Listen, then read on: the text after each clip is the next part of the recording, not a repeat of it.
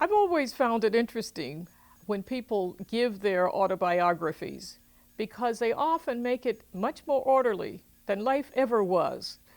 I don't think there was a time in which I said, this is exactly what I want to do. I don't know exactly how it's all going to come together, but that's perfectly okay because I think at the base what you want to do is to be prepared, to make sure that you've cultivated enough so that you've got those options that would be there. And then you can go into a number of directions depending on the way things all come together.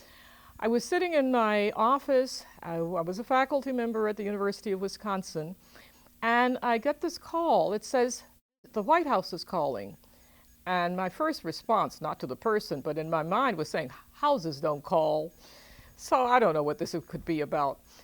And the caller said, I'm calling from the personnel office of the White House because there's been this nuclear accident at 3 Mile Island, Pennsylvania, and the president, then President Carter, is creating a commission to investigate the accident at 3 Mile Island. And you've been proposed to serve on that commission. So would you be willing to do this? And my response was no. This shocked the person completely.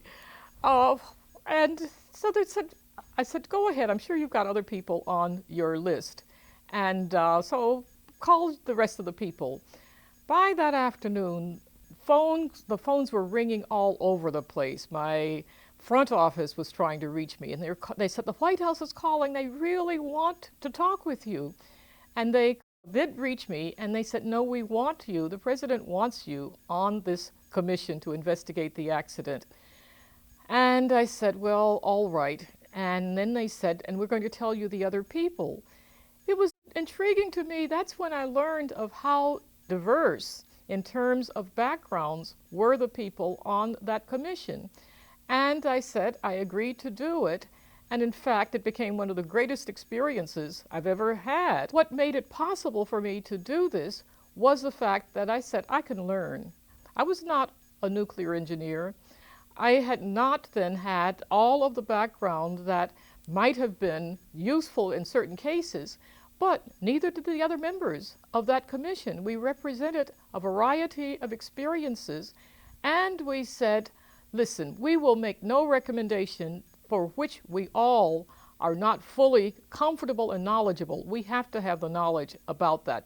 But I always attribute that to the fact that if you have a firm enough grounding, if you have enough confidence, if you have the stubbornness, you will insist that you can actually accomplish any number of things. And so that's the way I said, it's not a matter of having made a choice early on and saying, I'm going to be moving on to look at the accident at 3 Mile Island, or when I was on a committee for the Office of Naval Research and was looking at the matter of submarines. That wasn't something that from the time I was in a crib, I had said, oh, this is what I want to do. I will look at submarines and how they're operating. No, it's the kind of a thing where you take advantage of opportunities and really try to maintain as much as possible the confidence in yourself and the sense that there are things around you, there are people around you